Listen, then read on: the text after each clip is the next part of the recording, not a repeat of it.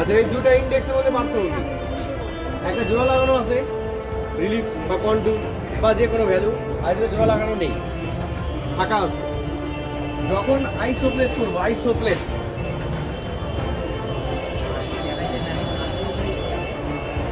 যখন আইসোপ্লেট করবো তখন হবে কন্টিনিউয়াস, কোনো ব্রেক হবে না। আর যখন কোনো প্লেট করবো তখন হবে ব্রেক। কেন? আইসোপ্লেটে কন্টুর কন্টিনিউয়াস থাকে এরকম 300 400, সেই জন্য আমার ইন্ডেক্স হবে কোনো গ্যাপ থাকবে না। আর কোনো প্লেটে কি হয়, কোনো প্লেটে একটা ঘর, এরপরে হঠাৎ করে এটা 1 নাম্বার, এটা তো 3 নাম্বার ঘর থাকতে পারে, এখানে 2 নাম্বার ঘর থাকতে পারে, এরকম দেখো 1-এর পরে 3 নাম্বার আসতে পারে, সেই জন্য এটার মাঝখানে গ্যাপ হবে। আর এটা কখনোই